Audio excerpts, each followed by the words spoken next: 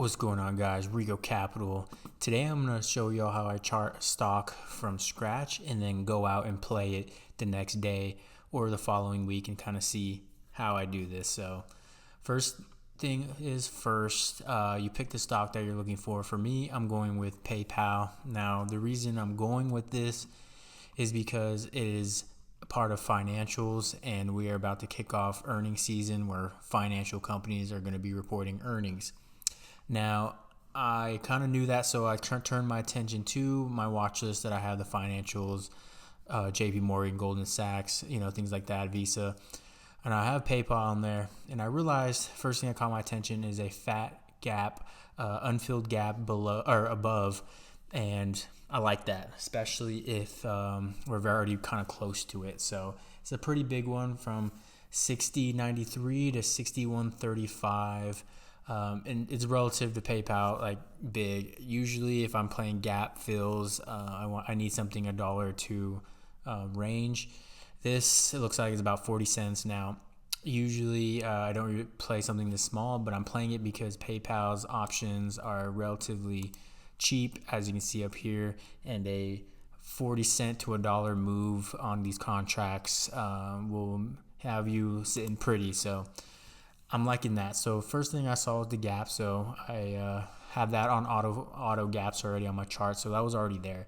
I set just pretty much the levels for it: 61.35 at the top, 60.93. And then from there, I kind of wanted to see, does that make sense, right? Are we close to that? We are squeezing right here. I got on the hourly real quick, and I see that we're in a downtrend kind of right here. And we kind of just broke out of it right here about, let's say, Friday, Thursday. We broke out of it. So I see that right there. From there, I'm going to delete all of this for you guys real quick, kind of show y'all exactly what I'm looking for right here. And so I like to draw zones on these to just kind of know where buyers and sellers are at. So this kind of downward wedge right here, we broke out of it. So this is bullish already with a gap above. So we know that this is flagging above this gap or under this gap. So we know we could go fill it. So that's the move I'm looking for. So all I did was draw a yellow trend line right here all the way up to this 60.93, start of the gap. Yellow trend line kind of going down to finish the flag. You could kind of put it like that, but I mean, I'm putting it across right there just because notice how this kind of went across as a top, kind of like that. So you could probably put it even as tight as that, but I like to do it right there. End of day, then tomorrow, which is Monday. So I like that. We're in the middle of it right there. And then from there, I'm going to stay on the hourly, and I'm going to draw some demand zones, right? So I'm going to look around. First things first, I'm going to draw the demand. I need to see where the buyers are at. So first things first, I'm going to look for is about right here. I like this area right here because notice how the wicks touched off it right here, and these two bodies are holding it right there. I like that. Now let's see right here. I think I would go with the bodies again, probably. Yeah, about right there. I like that. A little bit lower, right there. I like that. So this body held it. This body held it. The wicks under it. This wick kind of touched it, and then of course right there. So that makes a lot of sense to me. And I'm going to show y'all kind of how I check this as well. So I'm just going to draw the zone real quick. There you go. So I like that zone right there. Buyers, you can see, are still here, and they're above it, still holding above it. Now let's go for sellers. Let's go for the red zone. So first thing I'm going to look for, kind of bodies, right? I'm looking for the bodies. How many bodies are kind of lining up with this right here? So I like this right here. And I like that because you go across, holding these two bodies, holding, this one's holding, wicking off it. How many bodies are on it and how many are kind of wicking off it? Okay. So it makes sense for that kind of being the start of it, knowing sellers are the start right there. Next one, I kind of want to go, I could go as low as right there, and I think I'm going to. I like that because I'm kind of basing these off of the candles in play and not pre-market, but pre-market does help. So this candle's in it, these two candles are in it, wicked out of it. So the wicks, you don't want to be paying attention, only if there's demand, right? If it's wicking out of it, buyers are there. If it's wicking out of it this way, sellers are there. So you want to be paying attention more to the bodies, and the wicks kind of tell you as confirmation. So same thing up here, bodies. Now, PayPal's a little bit different because it's a smaller company as far as trading, and so the volume's a lot lower, so it's a little bit harder, especially with some of these companies. So I suggest if you want to stick to bigger companies, Apple, Tesla, things like that, Nvidia, so those kind of help you learn a little bit better. But this is the setup that I'm looking for and eyeing at. Now, as I drew the supply and demand, we need to now kind of scroll out to see, does this make sense, right? Let's see when other price was around here to see if that makes sense, right? So now we scroll out a little bit. We see, all right, this was a demand, this was a supply. Notice how we got under it. It tried holding there, got under it, acted as a supply, dumped out of it. So that makes sense. Demand right here, obviously same demand, held there, bounced to this supply that we drew, rejected, same thing here. So we know they're being respected. Over here, this once we got down to this zone, it was a demand because it held and then turned into a supply. So once price action gets to a demand and holds, now if it goes under, it turns into a supply. If we get above the supply, it turns to demand. Think of it like a kind of a war thing for buyers and sellers. Once they get above a supply, the buyers overtake the sellers, and then once the sellers push under a demand, they overtake the buyers. So now let's kind of scroll out just a little bit more, just kind of see, does it make sense? Now we're going into March with these same levels because I still have them. That makes a lot of sense there. We blasted out of this. This is the gap right here, so that makes a lot of sense there. The gap aligns with all this, the demand, the stuff. So that's enough for me to see that. I like that enough. I don't need to keep looking. You just need to see, does things make sense? So how I'm going to play this going into the week is easy. So we know all these zones make sense.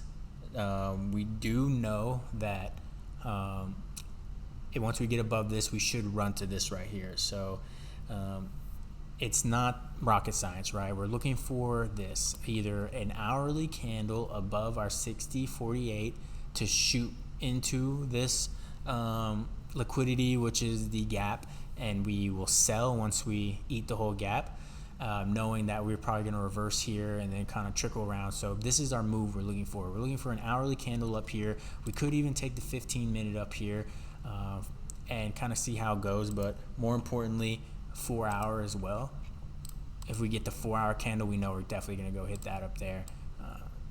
So that's definitely what I'm looking for right there. Now from there, I'm looking at strikes, options, right? So now we know the play. Now we know right here, right? Now we know this is going to be our sweet spot right here, right here. If we can get that in that area, we know that's going to be our entry right there. If it can't get to that on a bigger time frame, then it's not ready yet. We're going to be squeezing still, or lose it. It could be a short play. If we end up losing this yellow trend line going up and back down to demand, then lose demand, or coming back down there, and that should easily work as well. I could draw another zone down there if I wanted to, and it looks pretty good to me. 21. I'll go with that right there. Yeah, there we go. 58.21. I'll go with that right there. It's not too bad, to be honest. And notice how this looks perfect. Wicked off it there, out of there. So looks good to me. We followed the wedge into this. Now we're bull flagging on this. Let's see if we can get that move up, and that's probably what I'm be eyeing Monday or going into this week. So one thing I'm going to be looking for next now is the options, right? So I want something calls. So I want something that's going to be 62 strike maybe. So we're going to be 61.35 is the complete move that we're eyeing for. So we want to be selling out around 61.30-ish at the top there. So we're either going to go for the 61 strike. So once we get in the money as the gap starts, this should move fast through it and accelerate our option. So I like 61 a lot. You could go 62, but I don't know. This is cheap enough. You don't need to be going too super cheap. Get something in the money. You could even go 60 in the money sacrifice a little bit more buying power for, a little bit less options for more, more secured moves. So I like this too. I'm going to go 61. So 61 strike end of week. And it's only 53 bucks, 52 bucks, 54 bucks right now. If we get confirmation, let's see, we're at 60.